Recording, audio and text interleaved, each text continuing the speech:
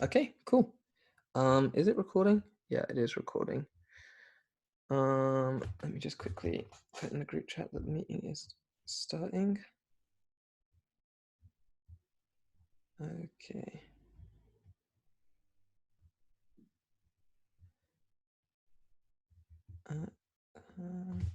Oh, there's Rigo. Oh, hello.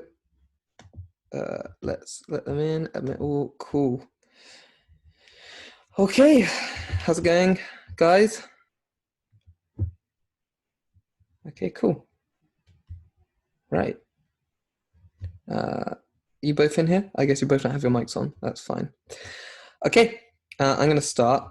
If you guys, this is the first time using this, obviously, so it's going to be interesting. I'm not sure exactly how it's going to go, but there is a chat section, I think, if you want to chat. If either of you have microphones, you can plug them in and then you can just talk live to me and ask me questions. And obviously, this session will be recorded so that I'm going to put it up on the Bristol Language Japanese Meetup group after so that other people can watch it and look back. So yeah. So what I'm doing the video on today is basically how to learn a language. It looks like Sam is connecting to audio and can't hear me at the moment. Okay, that's fine. So yeah, so basically what I'm learning at the moment is what I'm going to teach in this is how to learn a language, essentially. And, you know, what exactly is entailed generally in learning a language, just overall. Okay, for some reason I can't hear you. Never mind, my bad. Okay, cool. There you go. Can you hear me now? Are we all good? Can you just type in the chat to make sure we're all good? Cool. That's great. Okay, so I'm gonna share my screen with you. I'm gonna share something. Yep. Okay, and we're going to share this. Okay, so I've prepared a presentation because there's nothing like death by PowerPoint to absolutely teach a subject. Oh, there's Kerry. Yeah, let me get you in, Kerry. Okay, I think Kerry's in now. That's great. Cool. So, how to learn a language. I'm hoping you guys can see the screen fully, by the way, and that it's not really being blocked by this chat window here. I hope that that's not coming up on the screen, but yeah, so how to learn a language the right way. So I'm going to be talking through the different aspects of learning a language and the different sort of mindsets and approaches that are very important to have when you want to learn a language. For example, like what really does it mean to learn a language, and why is a lot of what you've been taught about learning languages somewhat incorrect, and up to this point probably you've been taught in ineffective ways. You've been taught the ineffective ways to learn languages, and it's kind of hindered you and held you back. So let's continue through. So I'm going to start with what traditional learning styles are. Okay, so traditional learning styles have a number of issues. First one is they prioritize the rote memorization of words without context. So I don't know how many of you guys have ever used a language textbook. I started out when I was learning Japanese using this textbook here, Genki, which it was all right, don't get me wrong, it got me into the language at least, but there's something wrong with the way it teaches you vocabulary, and that is that it tries to teach you almost just memorizing over and over again these vocabulary with sort of a bilingual translation on the back, and we're going to go through a bit later why that's not an effective way to learn vocabulary. They teach you redundant grammar up front in a non-native order. The problem with a lot of textbooks and a lot of traditional learning styles is they are focused a lot on making you able to output very quickly. And so they teach you in sort of an inaccurate way, or say a little bit of a inefficient way. So a lot, for example, with Japanese, because we're basing it in Japanese, essentially they'll teach you keigo, which is like polite speech first, but it makes no sense to learn that first because you're going to use it like maybe 5 to 10% of the time you're speaking to the language. It makes far more sense to teach you sort of tamaguchi, which is the common speak, more quickly, because that's what you're going to be using and seeing most of the time as you learn the language. And so a lot of textbooks get this the wrong way. They mess grammar up, they get it in the wrong order, or they teach you grammar that you're never going to use. It's redundant, it doesn't make sense, they teach you it in ineffective patterns. And so yeah, that's another problem with traditional learning styles. They try to make language learning a traditional, so they try to make languages about like as a mathematical subject rather than a physical skill.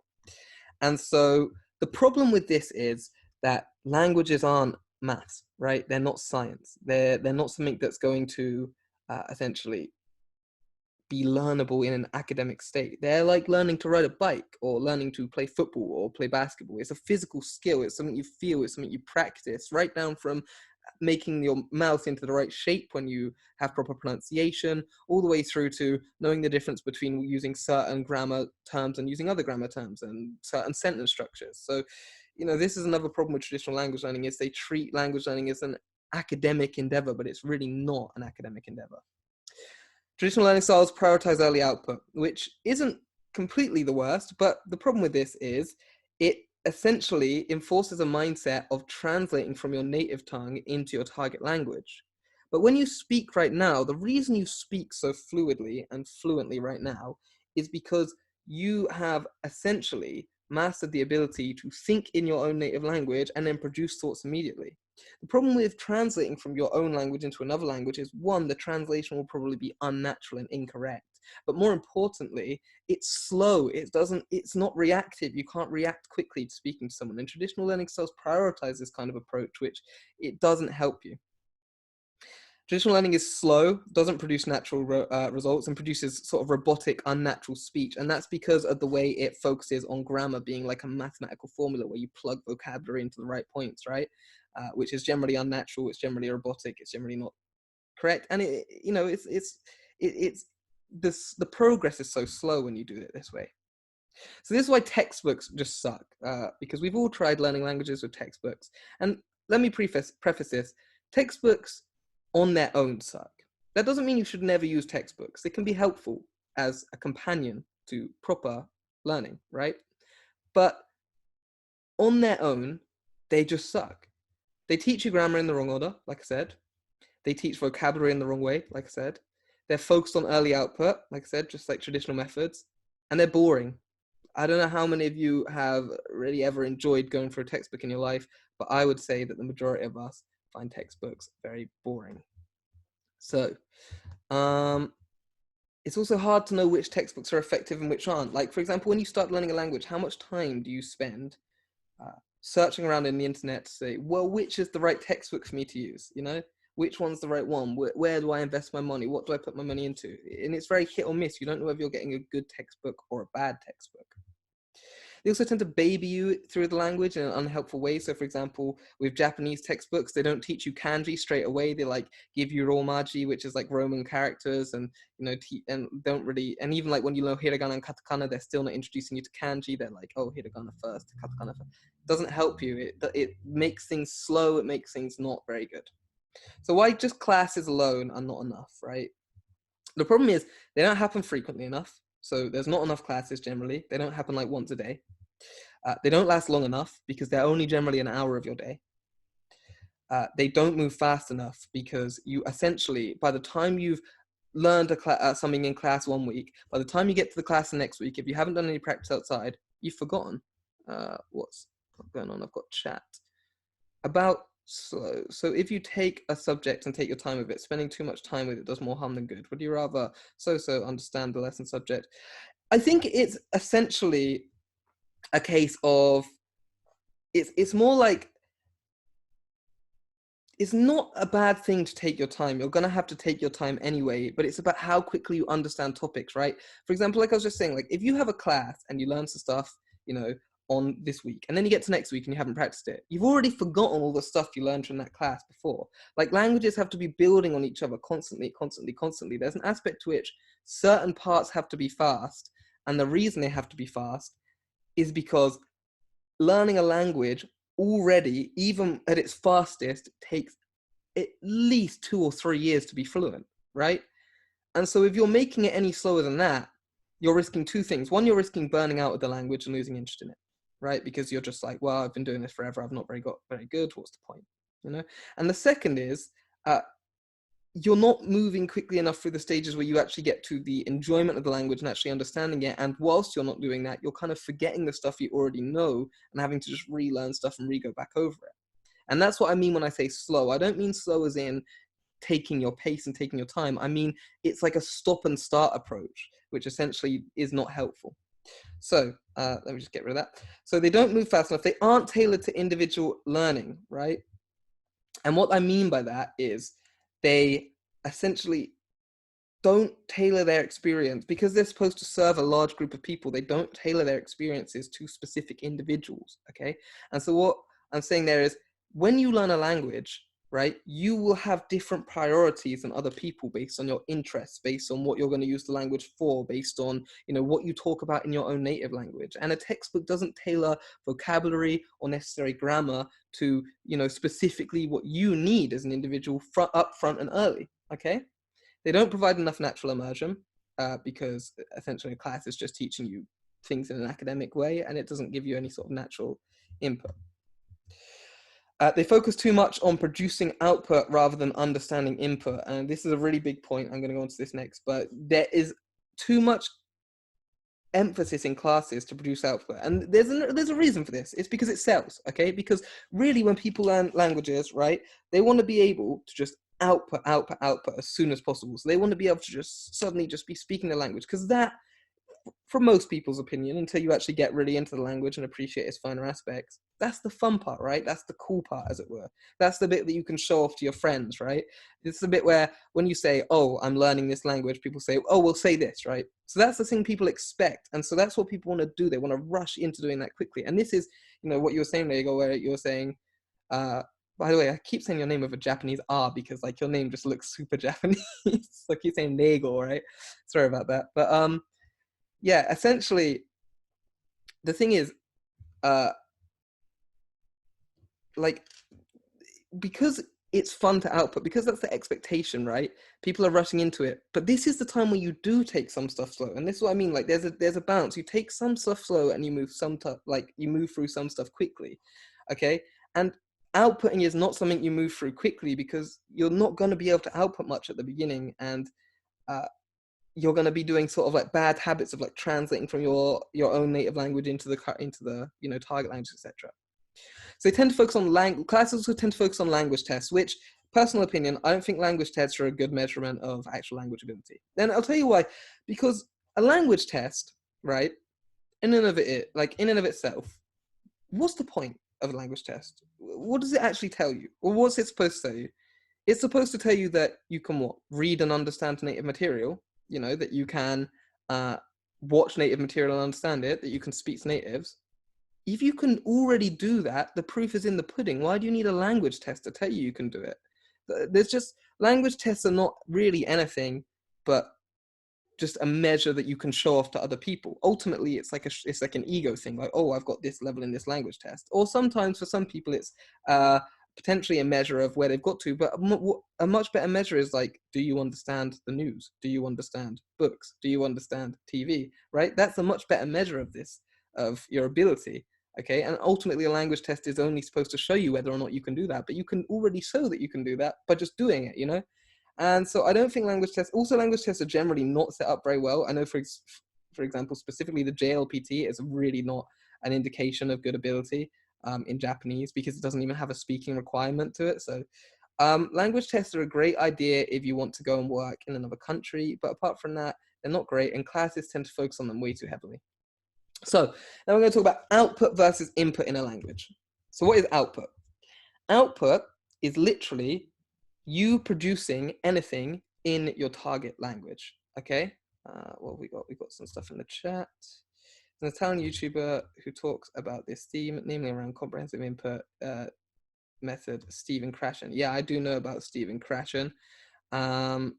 I have seen some of his videos, and he does talk a lot about output versus input, and I agree with a lot of what he says. He's really good to listen to.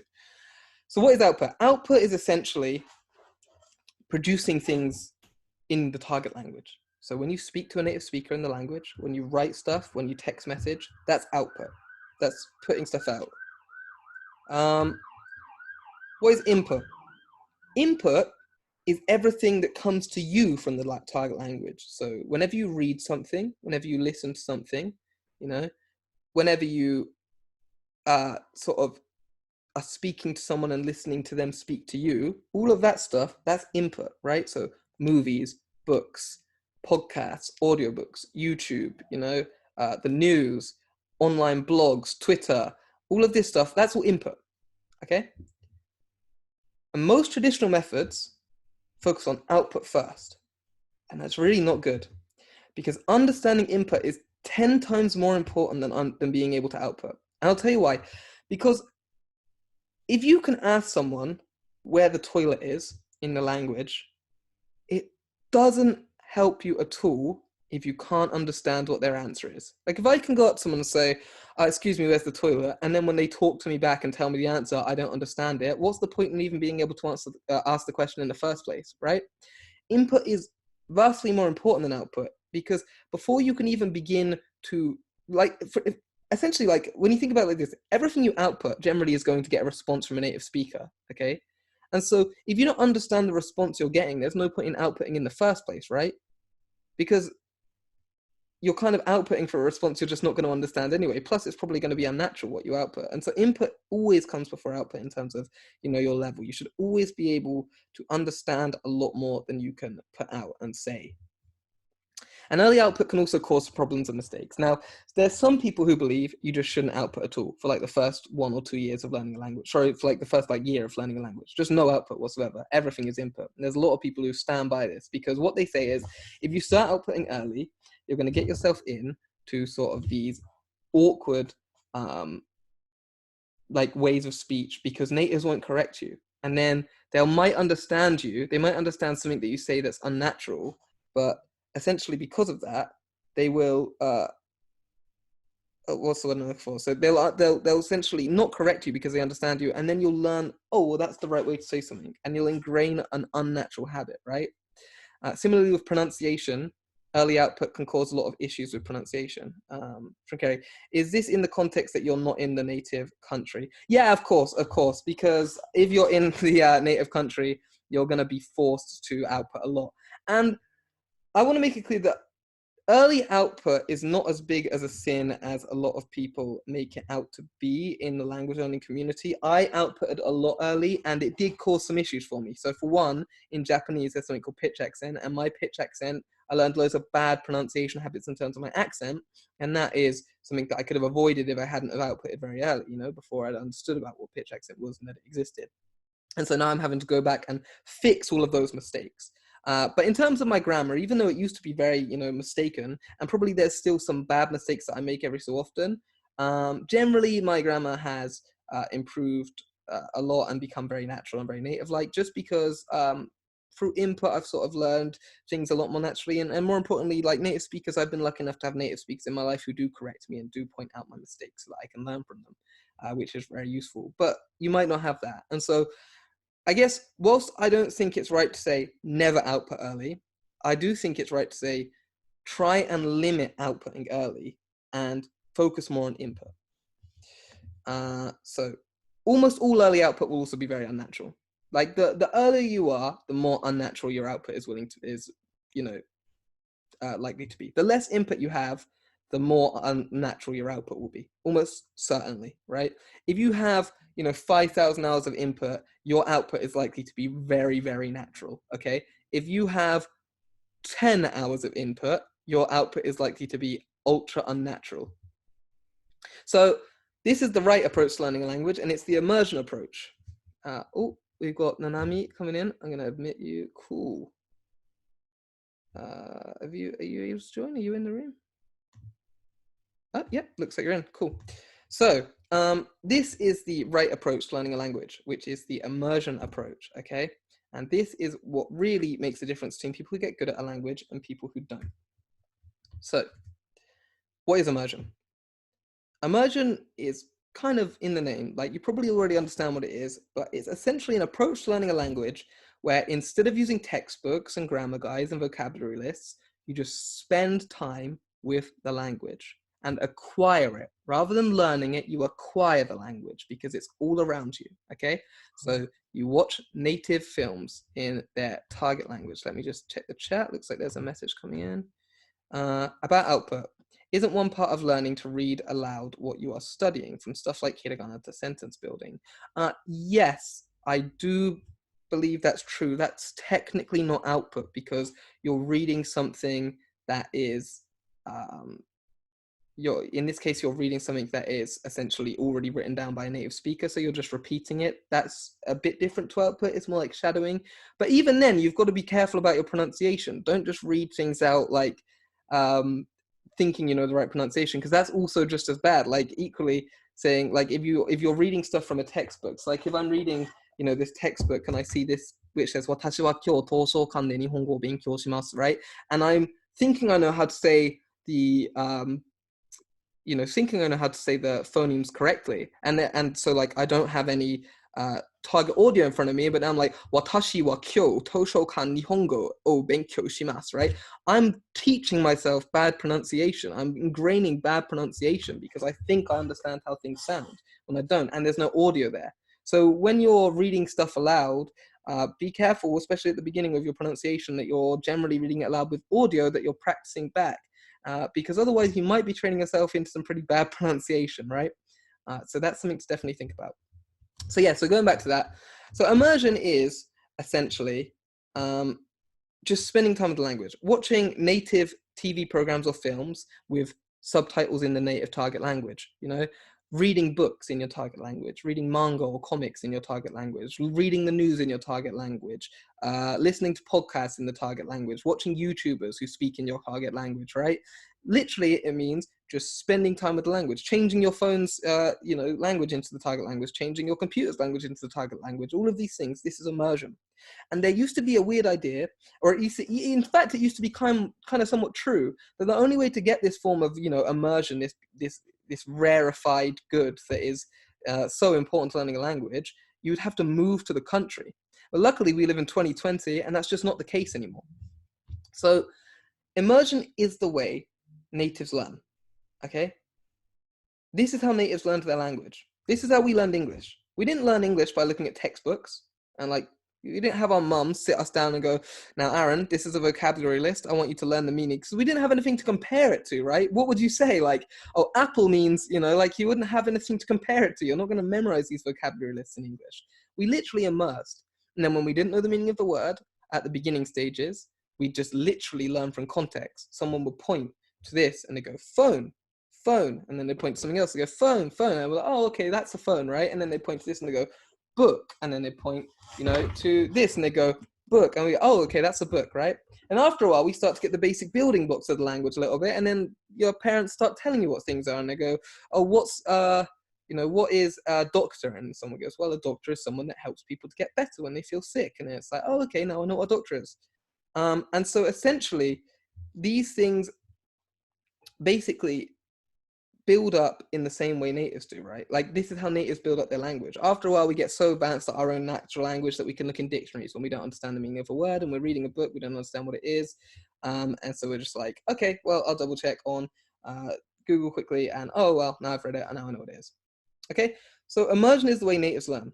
And immersion is better than traditional methods because it's just going to teach you in the natural way that everybody else who speaks that language fluently learned it.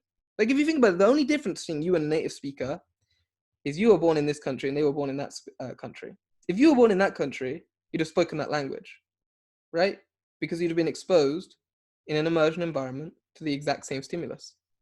Equally, if you were born with a parent who spoke that language and they spoke to you only in that language, you'd have learned both languages, right? It doesn't matter what your nationality is. It doesn't matter what, what country you come from. It doesn't matter. None of that stuff matters. All that matters is that you're a human and you have the ability to learn languages. So I've got, just another thing in the chat. One thing about immersion, I learned English by watching Cartoon Network and playing games. Yet if you present me with fancy exercising that contains stuff like past tense and stuff like that, I didn't struggle. Wow, I didn't even know that English was your second language, Rego. You speak very, very well. That's impressive. So yeah, agreed. Like, you don't need all those exercises either. Native speakers don't use those fancy exercises. If you asked me how to conjugate a verb in English, I'd be like, don't know. I have no idea, right? So immersion is better, and it teaches you grammar and vocabulary in a natural, personally tailored order. And the reason it does this is because you're going to immerse with stuff you're interested in and stuff you enjoy, right? Like you're immersing with things that you actually connect with and that you actually kind of enjoy. And so the vocabulary that you're learning is stuff that you are going to be naturally talking about as well, or naturally interested in. So you're naturally learning things in your own personalized, like, frequency list, in your own personalized frequency order, right? Textbooks can't do that because they have to tailor to everybody. Classes can't do that because they have to tailor to everybody. And so they're going to teach you sort of, well, these are the most frequent vocabulary in the language, right? But that might not be your most frequent vocabulary. Like, I learned a word in Japanese, yakusai, right? Which means calamity, right? I learned it when I was playing Zelda Breath of the Wild. No natives I've spoken to generally know what that word means. Unless they're a gamer, in which case they all know what it means because they've played Zelda Breath of the Wild, right? So I now know a word that most natives don't work, but I need that word because when I'm speaking to people about my interests, that's going to come up, you know, but it wouldn't be necessary for somebody else. Chris says, how do you recommend watching shows when you don't have much vocab? I will talk about that in a little bit when I go through listening. So I'll answer that question in just a moment. Immersion's also more fun. Just generally, it's more fun. Going through a textbook, generally, that depends what type of person you are, but I don't think going through textbooks is very fun, to be honest with you. Whereas immersion is, you're literally just sitting around watching TV. You're doing what you normally do, right? So that feels to me like it's going to be way better. It's all native material when you immerse. So there's no mistakes for inadequate teaching styles. There's no like wrong textbooks. There's no unnatural sentences. There's no, oh, it's better to teach it in this way. You're just in the language. You're just with it. And so there's no mistakes. Everything is correct, right? You don't have a grammar book teaching you, well, this is the proper grammar to say this thing, right? Like I see so many people, like when they've learned a language, they'll like watch a native speaker and they go, that native speaker just said that thing the wrong way, you know? No, they didn't. They're a native speaker. They decide how the language is. You know what I mean? Like if there is another native speaker calling them out on saying something the wrong way, that's different. But you can't call a native speaker out on saying something a certain way, because if they're saying it that way, that's how the language is. It doesn't matter what a grammar book says. What matters is what native speakers are saying. That's all that matters, right? They decide how the language is. And immersion will teach you that. Textbooks will not. They do not update enough for the grammatical rules that natives break. And also it automatically produces a natural understanding of both input and an ability to output, because once you've seen a sentence a ton of times, your brain's like a pattern recognition machine, and it will be able to figure out what is going on. You know, it will be able to basically figure out how you construct sentences, or what like it will remember essentially, oh, this is a sentence that is used. And so instead of thinking, how do I construct this sentence with what vocabulary, right? Your brain just goes, I've memorized the entire sentence, ore wa toire ni ikitai, which is I want to go to the toilet, right, in Japanese. And it will just remember the sentence. And then when you need to go to the toilet, instead of thinking, how do I say I want to go to the toilet? Toilet is toire, ni is towards, and then ikitai is want to go, right? Your brain's just like, oh, the response or the exact thing that someone says when they want to go to the toilet is ore wa toire ni ikitai, right? And so essentially you've just got into this mode of being able to produce thoughts instantly, right? Because your brain's logged like sentences, entire sort of structures that match an emotion or a situation, rather than trying to put it all together like a jigsaw puzzle. And this is what I'm saying. Your brain is a pattern recognition machine. This immersion is the method that is closest to how your brain most effectively learns. Okay, so the importance of an immersion environment. So what is an immersion environment? An immersion environment, so this is what I was saying. So ages ago, this rarefied good that is immersion used to only be attainable, really, if you moved to the country that you wanted, that spoke the target language that you wanted to speak. And so, and by the way, that is why traditional language learning methods suck so much to this day. Because back in the day, you know, shy of actually moving to the country, realistically, this was the only way to teach languages. The traditional language methods were the only way to teach languages, right? Because you didn't have stuff like TVs or online web streaming and all of this stuff, right? It just didn't exist. And so basically, no, you didn't have the ability to use an immersion environment. But now we live in 2020. Technology is amazing. We have iPhones in our pocket that can stream videos from across the world from creators all around the place. We have Netflix, which we can literally put into our target language and immediately be given dub options for all of our favorite shows, sub options for all of our favorite shows, and a list of completely foreign media that just wasn't available to us before. Books can be read online. We can access Amazon from different countries, right? We can order things in from those places, like different books, or we can order the Kindle versions or audio books or podcasts. We have the ability to access so much information now that we just never had the ability to access before. And so it's easy enough nowadays to never ever engage, really almost never engage with your real language while still living in your own country, with your native language while still living in your own country. It's pretty much possible to give up on your own language, right? I'm not recommending that you have to go that far. I'm saying it's possible now. And an immersion environment is an environment that you create yourself that takes you away from your native language and puts you into your target language. It's things like, what language is your phone and computer set up in? What language is your Netflix in? When you watch TV programs, what language are they in? What language is your game console in? What language are the books on your shelves in? What language do your friends speak? All of this stuff, right? And please don't get me wrong, I'm not saying to give up on all of your friends who don't speak your target language. That's not the advice here. But I'm just saying that surrounding yourself with lots of people who do speak your target language, good stuff. That's one of the big ways that I improved my Japanese, actually. So why is it important? And the thing is, the reason it's important is because a lot of people always ask the question, how long is it going to take me to become fluent in a language? How long is it going to take me to be able to speak the language, not the same way as level as a native or fluently? Well, the amount of time it takes you to learn a language is inversely proportional to the amount of time you spend immersing with the language. And what that means is the amount of time that you spend immersing, so the more time you spend immersing, the less time it takes you to learn the language, essentially, right? And that's what I mean by inversely proportional. And so it's super important that you spend more time with your target language and less time with your native language during the learning process, right? And an immersion environment, when you create one, makes it easier for you to spend more time with your target language and less time with your native language. Let's see the chat. So, amount of time, what do you think about people and sites that go, how to get fluent in 6 months? How is this actually possible? And also curious, how long does it take you? Okay, so I'll answer Rego's question first. So Rego says, what do I think of people and sites that go, how to get fluent in 6 months? I think they're full of shit. It's just not possible, and I know it's not. But I'll tell you what, but it is possible to get fluent a lot quicker than people believe, okay?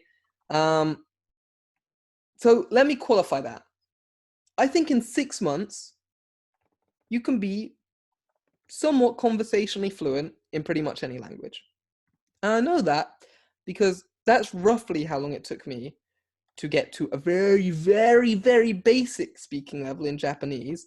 Although still I was making lots of unnatural mistakes and lots of issues because I was using traditional methods, and I wasn't really studying very hard either. So I could have been a lot further by that 6 month point.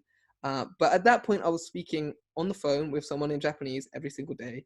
And I did have to rely on English every so often. But, generally, I was comfortable speaking about very basic things like emotions and like people, but not about stuff like,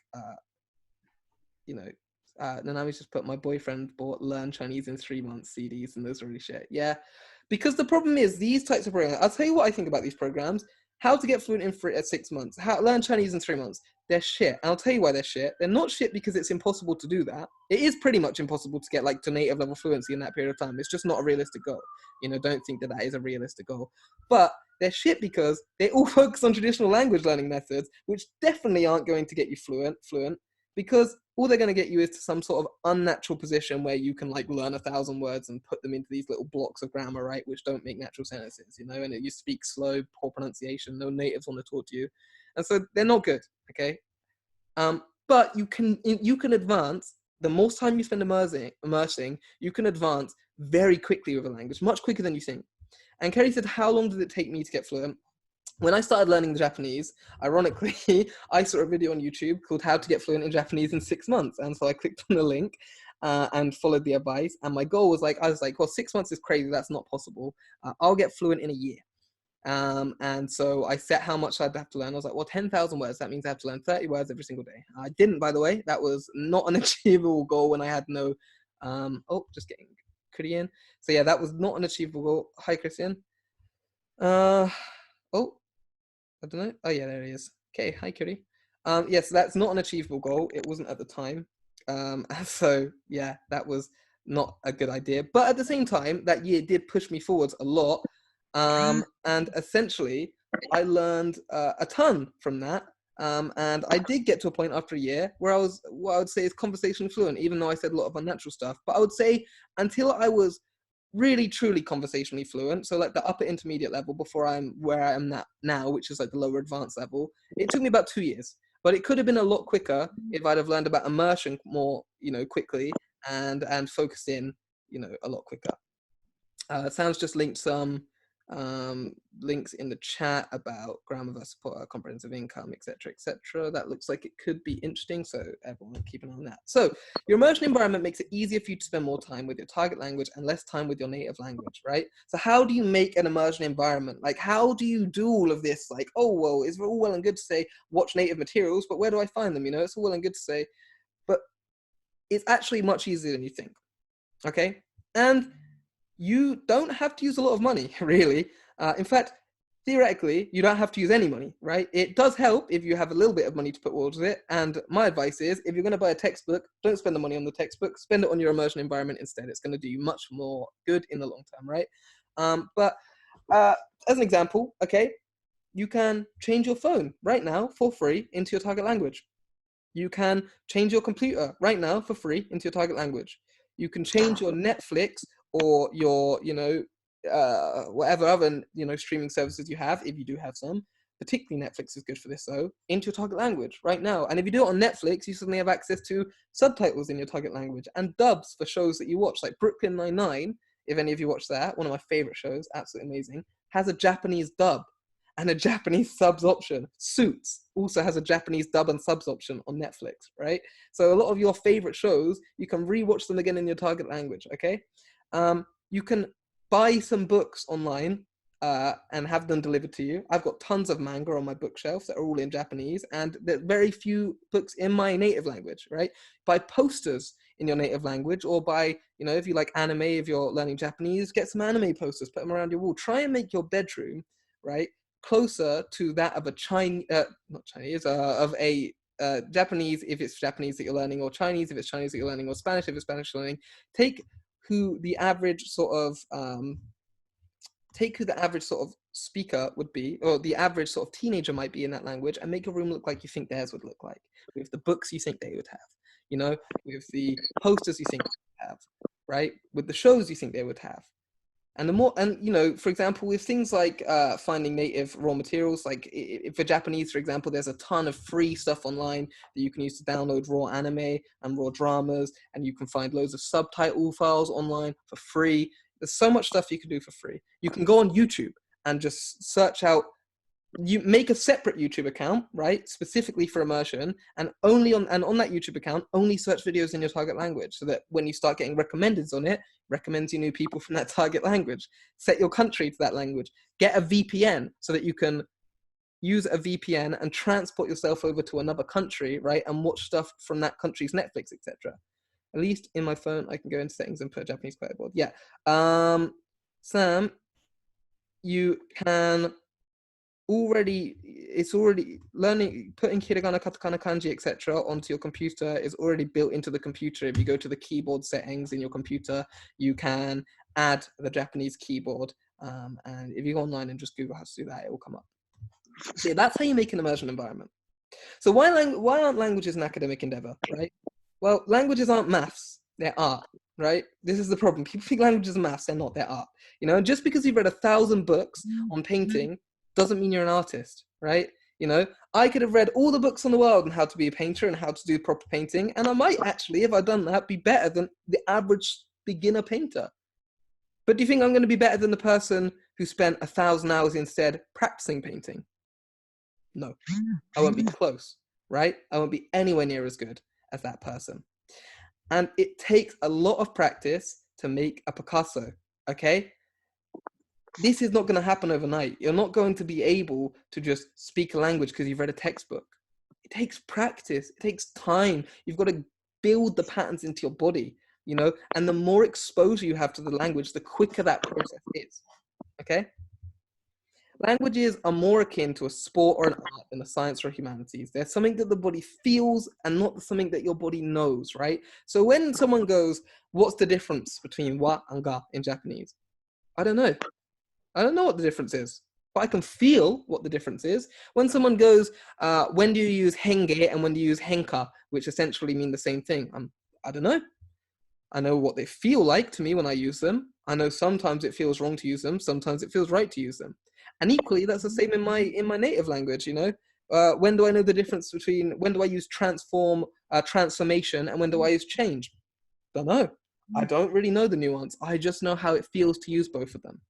You know, and languages are like a sport or an art. They're something you feel inside yourself, and that only happens with input and with lots and lots of exposure to the language, and your brain automatically, subconsciously filling in those patterns and assigning them to emotions. Now, another thing that comes up a lot is the language learning skill myth, which is that a lot of people think, I'm bad at learning languages. I just don't have the skills to learn language. You're not bad at learning languages. You're literally speaking one right now. Or maybe not right this second, but you're able to speak a language right now, right? If you can speak a language right now, why would you think you're bad at learning languages? The problem is you've been taught languages the wrong way all of your life, probably. You've been taught the traditional method. You've been taught in traditional ways. And then you've realized, oh, well, I'm not progressing. I must be bad at languages. No, you're not. You've just been taught in a wrong and incorrect way. You might be bad at learning the traditional method, but guess what? Who cares? It's not a good way to learn a language anyway, right? If you've learned a current language, then you can learn another language, right? All the same. It's not like your brain just once you turn 18, or like once you reach, you know, puberty, goes, oh, well, guess what? I've just lost all the ability to function now. I can't do brain anymore. You know, brain is not in my, right? You still have all these abilities. You still have the ability to pick up a language like a native speaker. Maybe not pronunciation. That's the one exception. But apart from pronunciation, your brain still fully has the ability to pick up a language like a native speaker. Okay. And so if you can speak your language now, you can speak it well, then you can speak a language. You're not bad at learning languages. Because languages are not about skill. They're about effort. And grit, the ability to not give up on something and to keep trying, especially when learning a language, is worth 1,000 times more than natural talent. Like, I'm not going to lie to you, people who have a quick memory, people who have a good brain for understanding things, you know, who have a high IQ, they're probably going to learn languages quicker because patterns are going to form in their brain a lot quicker. But if that person spends 1 hour a week with the language, they're not going to be anywhere near as good as someone who spends 20 hours a week with the language. You know, grit, the ability to stick to something and not give up and to put in a lot of effort, is worth 1,000 times more than natural skill. So now we're going to talk about the importance of listening early. You should be listening even when you don't understand. And the reason is your brain needs time to learn and pattern recognize so it can separate out phonemes and words. When you first listen to a language, it's going to sound like a complete garble and a blob to you, right? So I'm going to say, okay, let me check the chat. Let's see the chat. I agree completely. I hear so many people say they are bad at learning languages, but speaking a language is just as much a survival skill as learning to walk or run. Agreed. There's just not such a thing as being bad at learning language. So, how's it going, Chrissy? What's up? You all right? So your brain needs time to learn and pattern recognize so it can separate out phonemes and words. So when you first listen to a language, it's going to sound like a complete garble to you. So some of you can speak Japanese, and I know that at least Nanami can speak Chinese, which is not going to be great for me here. But if I said some stuff in Chinese right now, because I've been learning a little bit of Chinese recently, and Nanami, please don't judge my Chinese right now. But if I said something like ta pa ta, right? At least with Chinese, it's a bit easier to break apart which word is which, but you don't really know, do you? Because you haven't had any exposure to the language. You know, equally, if I say something in, Korean, right? You don't know what is a word because you've never heard these languages, right? And so you don't need enter. So to you, it just sounds like a blur. It just sounds like, right? And when you first listen to Japanese, if you haven't had a lot of exposure, it will sound like a blur, okay? And so when you listen to a language, your brain is so amazing. It's so clever that even when you don't have any indication as to what is a separate word, your brain naturally starts to pattern recognize and break apart sentences into individual blocks of sound. Because languages have a rhythm, they have accent, they have things that indicate a break in sentences a break in words, right? There's gaps between words maybe, or an accent change, or a stress change. And your brain is so fucking clever that it figures that stuff out naturally for you. And that's why even without knowing the language at all, your brain will be able to learn to separate words in a sentence to some degree just by listening regularly.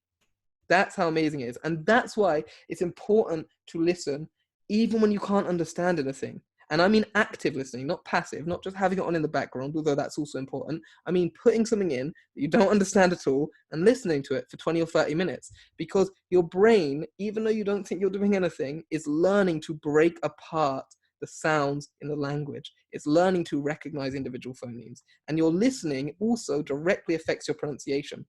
It directly affects how well you can pronounce words, how well you can, recall a sound in your head. Like one of the key things of being able to produce correct sounding pronunciation is having a mental model in your head of how that sound should be. Like I know that when I say dakara in Japanese, it sounds perfect. Like I know when I say something like gakusei in Japanese, it sounds perfect. And the reason I can know it sounds perfect is because I've got a mental model in my head of how a native speaker says gakusei. So when I say gakusei, I can compare it to a native speaker saying that word in my head, and I can compare the two things and see that my speech sounds exactly the same, right? I can hear it back and see them in sort of like almost in dual, as if they're playing back at the same time with each other. And I can only do that because I've listened so much to native speakers saying these things. So these mental models are in my head and you need to build them. And so the quicker you start building them, the better. The quicker you start listening, the quicker you're going to improve your pronunciation. Super important. Like even now, I'm learning Chinese and Korean. I don't know much about the languages at all. I barely understand anything. I understand like a few words, and yet I'm already spending an hour at least a day watching something in Chinese or in Korean just to get used to the sounds of the language. But I do that with active listening, with Japan News 24 on YouTube. That is if you're learning Japanese, Japan News 24 on YouTube is really, really good. It'll teach you some really good stuff. It's great for learning things about, news speech. And they also speak with a perfect standard accent. So it's great for learning the accent for words. It's great for learning great pronunciation. They speak clearly and precisely. I really recommend that for Immersion as well. I really do. So you need to be able to listen before you can speak. Because if you can't hear what the person's going to say to you, how can you speak to them? If I'm talking to you in English right now and you can't understand what I'm saying, right, how are you going to respond to me? Or if you ask me how my day was and then I respond to you and you don't understand what I'm saying, what's the point? What's the point? Why ask the question? So you need to be able to listen before you can speak, okay? And pronunciation, going on from this, listening directly affecting pronunciation, very, very important. It's very, very important. Everyone skips it. Everyone's like, pronunciation doesn't matter. It's just, as long as I sound all right, it's whatever. Pronunciation is so important. Pronunciation is so important. If you speak with a perfect pronunciation and you speak only 100 words, you are 1,000 times better than someone who speaks with an awful pronunciation but speaks 1,000 words, right? You're way better. Pronunciation is very important because pronunciation makes a difference between native speakers want to talk to and someone they don't. Right? How many times have you spoken to someone who's learned your native language and they speak with such a bad pronunciation that you don't understand what they're saying? And it's not that you want to be mean, but like, you just can't deal with it. It's just tiring to talk to them. Every time they say, what, right? It's a natural response. And native speakers, when you speak their language, will have the same response to you. If they can't understand what you're saying, they won't want to speak to you in their language because it's tiring for them. And they don't want to feel rude. They don't want to feel guilty having to ask what every time you say something. And equally, not being understood will hurt your confidence as well. When you say something in the target language and someone goes, what, you're going to be like, oh, damn, I thought I could speak the language, but I can't. People don't even understand what I'm saying. So not being understood will hurt your confidence. Also, just as good listening ability improves your pronunciation ability, good pronunciation ability improves your listening ability. Like, it's really, really interesting that they feed into each other. If you understand how different sounds are pronounced, then when you hear a sound, right, in the language, you can sort of compare the sounds back to each other, okay? Also, pronunciation needs to come first. Okay, so pronunciation needs to come before grammar, needs to come before vocabulary, needs to come before everything. Pronunciation's first, okay? You learn pronunciation first, and then you learn all of the other stuff, okay? And learn the quirks of your target language's pronunciation. You need to learn that stuff early because, for example, in Japanese, we have something like pitch accent, right?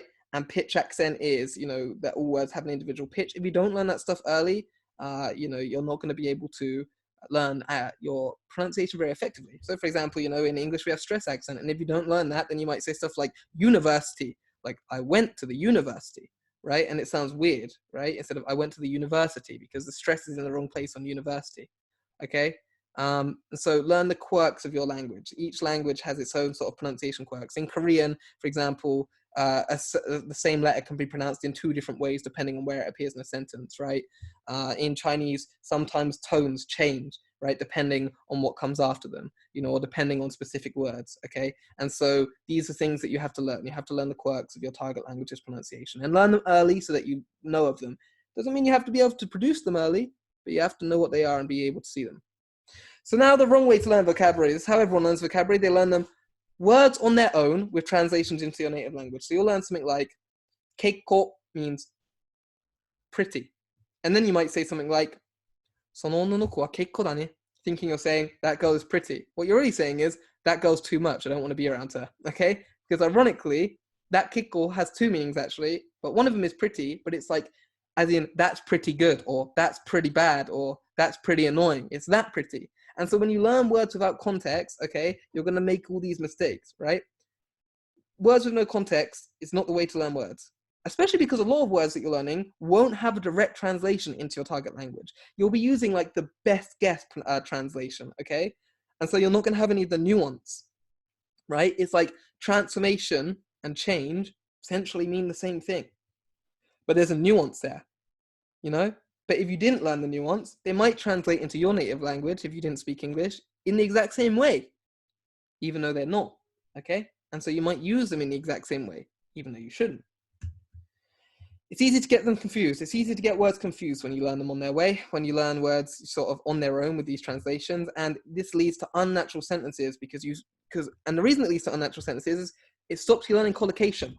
And collocation is words that naturally appear next to each other, basically. So words that sort of appear, one here, one here, one here, one here, right? So, for example, if I said the word oze, right, oze in Japanese, I can be pretty sure that 9 times out of 10, the next words that are coming out of my mouth are going to be ga iru or ga ita, right? Oze ga iru. And the reason is because of collocation, because certain words appear. Another interpretation for keiko might be quite, yeah, that's true. And the reason is for collocation, and the reason is because of collocation, which means that certain words generally appear together more frequently than others. And with immersion, you learn all this collocation naturally. And when you learn vocabulary on its own, you don't learn any of the collocation or the nuance of that sentence, which, by the way, is why you don't know that you use transformation in some senses and change in the other, because what really guides you on to when to use those is collocation, okay? And if you learn vocabulary on their own from vocabularists, you won't get the collocations, you won't get the nuance.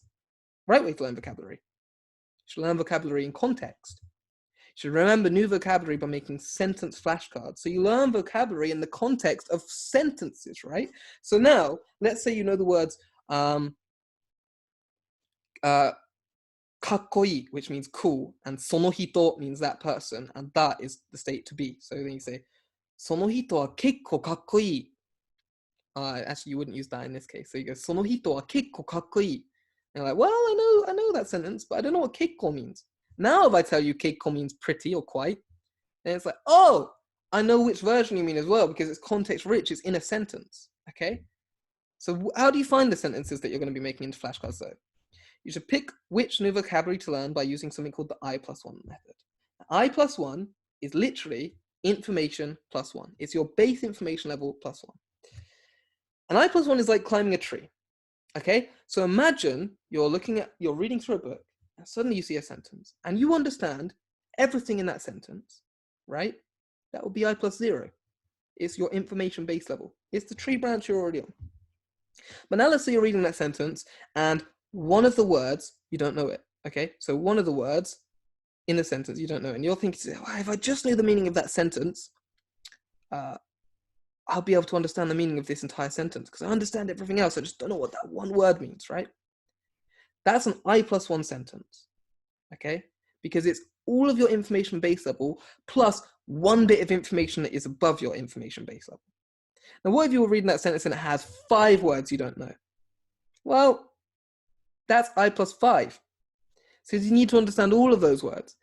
And the reason you shouldn't learn an I plus 5 sentence is because, one, within that sentence now, you have to learn 5 new vocabulary, okay, which is not effective. But more importantly, the more vocabulary or the more unknown vocabulary you try to learn at once, the less likely you are to actually truly understand the overall meaning of the sentence or learn the nuance of any of the individual words. So sort of like the lower the quality of understanding of all the words you've learned is, right? Whereas if you learn just one new word in the sentence at a time, so it's just a one new I plus one word, because you already know the nuance of all of the other words, because you already know how they're used, right? You can focus specifically on that word, and it makes things a lot more likely to get more nuance, more context, more actual overall understanding of the sentence. And so I plus one is like climbing a tree. So imagine you're climbing a tree. This is what language learning is, right? And I'm here and I'm on branch 0, right? There's a tree branch 5 branches up above me. And that's my I plus 5 branch. Or there's this tree branch right here. Well, that's my I plus 1 branch. Does it make more sense to reach as hard as I can to try and get to the I plus 5 branch? Or does it make more sense to just climb up onto the I plus 1? And then, oh look, I've climbed up onto this I plus 1 branch, and suddenly that I plus 5 branch is now an I plus 4 because it's only 4 branches above me.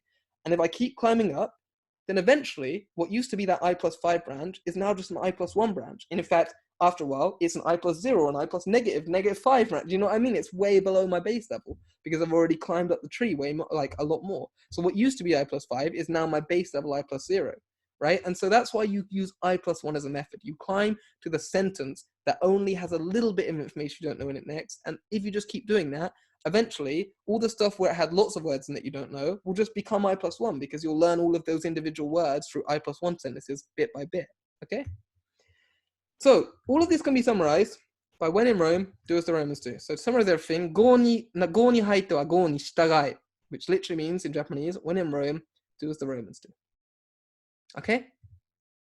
Learn languages the same way native speakers did. Hold on, I've just got a chat. What is the best way for finding a sentence when you are learning a word? I think you're thinking about it in the wrong way. You don't find a word, you don't pick a word and then find a sentence it fits. Whilst you're immersing, you see a sentence that's an I plus 1 sentence and you remember that sentence, okay? At the beginning, I understand that you're going to have to learn at least some amount of words, you know, unnaturally and not for immersion because you don't have any base level of knowledge whatsoever. And that is where textbooks can be useful because to a certain degree, getting yourself maybe 100 words from like some vocabulary list, right? And the basics of some grammar, you know, from a textbook, but like the bare minimum, just to give you enough to have like, just to give you enough to get onto the first branch, you know? And then you move to immersion and you start finding I plus 1 sentences during your immersion, you know, during something you hear, during something you read, you know, subtitles, etc. That's when you're finding your sentences. So it's not like you find a sentence to fit a word. It's like you find a word by accident whilst you're immersing. You find an I plus 1 sentence by accident whilst you're immersing and you add it to your flashcards, okay? So, like I said, when in Rome, do as the Romans do. Learn languages the same way as native speakers did. This will teach you natural speech. It will allow you to understand natives flawlessly, and it will teach you culture. And what I mean by that is, watch the same TV shows they did when they were growing up. Read the same textbooks at school they did when they were growing up. Read manga like they did when they were growing up, or comic books, or whatever they read in their country, or your target language's country, you know? Just do as they did. And if you repeat the process, trust me, you'll become fluent. You'll become just as fluent as they are. More importantly, you'll have all the cultural backlog. You'll know who the actors are that they talk about. You'll know what that one show that everybody watched when they were a kid is. You'll be able to sing that theme tune that everyone can sing. Because, you know, like in English, you know, everyone who's born in the UK, I'm pretty sure, can sing the Pokemon theme tune. I want to be the very best like no one ever was. I'm pretty sure everyone can sing that. Only people who weren't born in the UK can't sing that. Hey, that's good, yeah. That's it. But in Japanese, it's a completely different theme song. It's a completely different theme song. But they can also all sing the Japanese version, which is it's really, it goes hard. I recommend listening to it. The Pokemon theme tune in Japanese, it goes hard. It's good. Right? Oh, okay. Oh yeah, yeah, that's fine. We're almost at the end. Okay. So yeah, I mean, the thing is, watching stuff in the native sources, right? Doing stuff, watching the same stuff natives did, okay, is going to allow you to learn about the culture, learn about all the same pop culture references they have, learn all their actors, learn everything, right? It's so important, okay? And so really, I recommend that you should definitely just try and repeat what a native speaker does. And let me be clear, like, as long as you just do that, you will become fluent in the language. As long as you just do that, even if you just did that with nothing else, even if you just watched the same TV shows they did, the same amount, you'd still become fluent in the language. It'd take a lot longer than if you use also what I'm about to show you, but you'd still become fluent. You'd still get there, still reach your goal. So the role of SRS in language learning.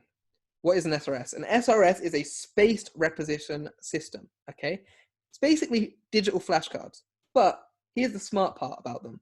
They schedule your reviews for you. You know how like people say, you know, oh, you should review things like once on the first day. Like when you make flashcards at school, and you used to make like paper flashcards and be like, well, review them on the first day, and then the ones you reviewed today, make sure you review them again in 15 days. And then the ones you review in 15 days, make sure you review them again 30 days after that. And if you review them like 3 or 4 times, then you should have the information in your head, right?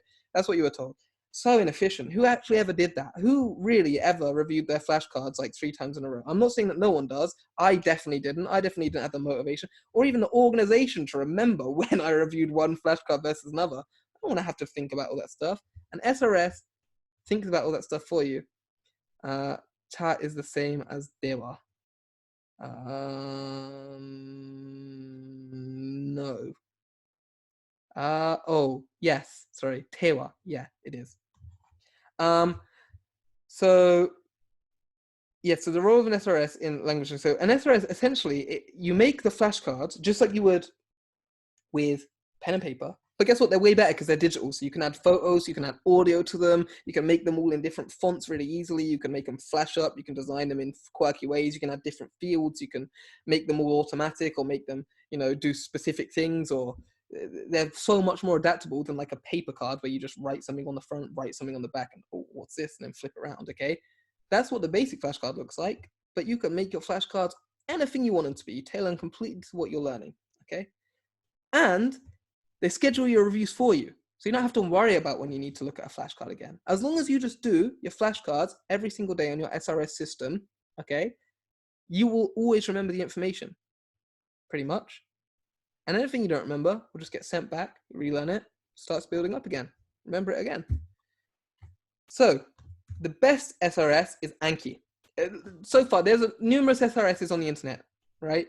But the best one is Anki. It just is. It's just got the most adaptability. It's got the most, you know, community sort of input, the most add-ons made for it, the most it's got the deepest level of functionality. It's got the most ability to spread across multiple systems. You can have it on your phone. You can have it on your computer. I believe if you have an Android, the app on your phone is free. If you have an Apple, it costs about £30. It is the best investment you will ever make if you want to get good at learning a language. So definitely buy the app. Even though it's a bit expensive. Is Anki cards related to Anki? Yes, it is. If you're on Android, but if you're on Apple iPhone, you should be buying the official app, which is just called Anki. But I think Anki cards, which has like a brown logo with like white stars on it, is like the Android version and it's free. So yeah, but also more importantly, the main place that you're going to be using Anki is on your computer, okay? So you download it onto your computer and the computer client is free, the web client is free. There is an Anki card on Apple, but it's very basic. Yeah, I agree. So you want to be buying the actual proper version of the app on Apple, which is a lot better and has way more functionality. In terms of learning languages, it's the investment. It's the key investment. It's way more important than anything else you're ever going to buy to help you learn languages, okay? So that is the one, right? To prioritize. It's a bit expensive, £30 app. Probably don't see that very often, but worth it. Very good. And also, the Anki team, in every other capacity, make everything for free. So, you know, they've got to make their money somewhere. And that is the base where they make it. So whilst it's technically not necessary, an SRS speeds up the process of learning a language significantly, okay? Because whilst you technically don't need an SRS, right? Like literally, if you just sat down with some native materials every single day and a dictionary next to you, you know, a monolingual dictionary as soon as you can, but a bilingual dictionary when you're beginning, and just every time you see a word you don't know, you just look it up. Okay, keep reading. Oh, look it up. And I'm watching TV, got subtitles on. That's what I don't know. Look it up, right? If you just did that forever, right? Then after about probably 5 years, you'd be pretty damn fluent in the language if you spent like a lot of time immersing, I mean. And after about 8-10 years, you'd be like unbelievably fluent. You'd be super, super fluent in language. But an SRS, right? But like the thing is, if you do that method, you're undoubtedly going to forget some of the stuff you look up, right? That's the problem, right? You'll see a new word and you're like, oh, that's useful. Probably going to forget it though. Don't know when it's going to come up in immersion again. Okay, so that's the only problem. But with an SRS, you can store it and make sure you never forget it, which means that you build your vocabulary a lot quicker, right? And so you don't have to worry about forgetting things you've learned in immersion. You don't have to worry about the I+1 sentences that you've seen in immersion because you throw them into your SRS deck, and then it will just automatically come up for you and you can remember them forever, okay? And there is even more awesome things with Anki, right? Where you can literally get an add-on that allows you to just put every single sentence that you ever see with an unknown, or like whether it's I+1, 5, 4, whatever, no matter how many unknown words it has in it, you can just save it away, throw it in your deck, and this add-on organizes all of them into I+1 order so that you only encounter the new words that are I+1. Absolutely incredible.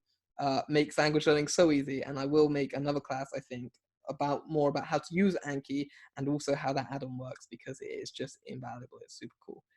And I think I might make like sort of an hour class just on Anki, because I really think that learning how to use Anki is such an important part of learning a language.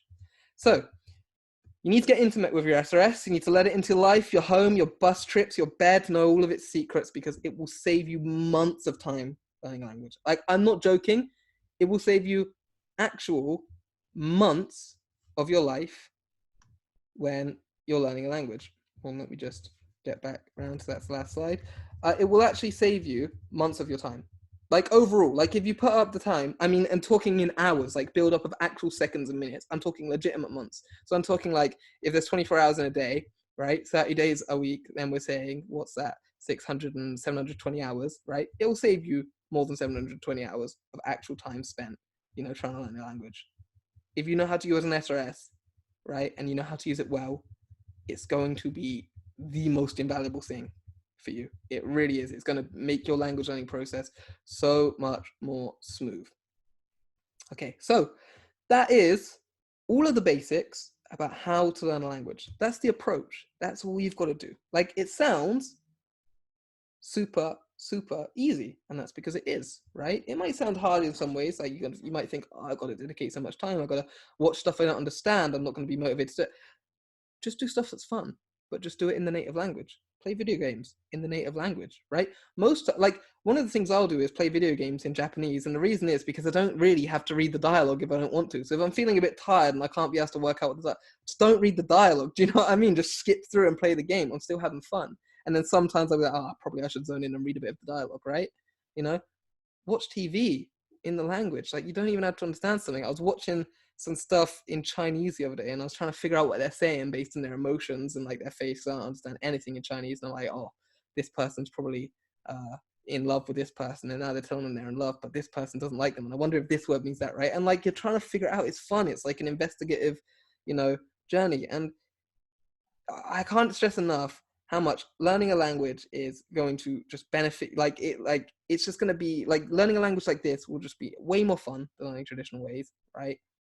Teach you the language a lot better, make it sound way more natural, and ultimately it will be more rewarding, because there's very few things that are more rewarding when you want to learn a language than understanding something in your target language, or producing words you didn't even know you had in your brain because you've just picked them up in immersion, right? It's not hard stuff, you know, it's all doable, and you just need to put in the effort. And so, yeah, that is what I'm going to put on learning language. The next lesson is going to be about Japanese again. Hopefully we'll have some more people participating. If not, that's fine. But it's great that quite a few of you participated today. That's awesome. And the lesson is recorded, so I'm going to upload it on the Japanese Language Meetup group. After this, I agree with the SRS part. I learned the kanji from the workbook I'm using right now. Really effective, especially if you're not looking to really write the kanji all the time. Yeah, agreed. And so, yeah, I think that is really as much as I can tell you at the basics of learning a language, there's more things. There is more attributes to learning a language. There's things like, what do you do when you reach the intermediate buffer, which you will eventually reach? You know, how do you keep motivated? Where do you find immersion and stuff? There's lots of more specifics, but that is a good overall grounding in the approach of how to learn language. And I hope that it helps you sort of make decisions about how you're going to be learning your languages in future, and maybe gives you a bit more fire about what you're going to be doing with your language. So I think I'm going to do another Japanese lesson next time, and then I'm probably going to make a video on Anki specifically, because I think that that is something that would be very beneficial to a lot of people.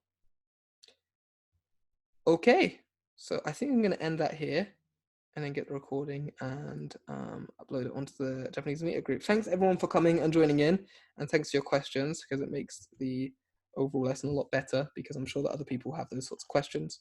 And yeah, I don't think I'll do another class tomorrow, but I will do another class probably on Wednesday. No problem, Kerry. Oh, but I'll probably do a bit earlier on Wednesday. I'll probably do about 5 or 5:30, and hopefully you can all join in for that as well. And it's going to be on verbs in Japanese. So some of you might not need to join in on it, but it's always fun for everybody to recap verbs, etc., and recap a bit of that stuff. And so yeah, I'll see you guys later. Make sure you're immersing as much as possible. Make sure you go offline right now and do something with Japanese, or do something immersing.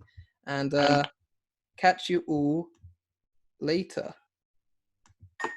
Okay, let me end meeting.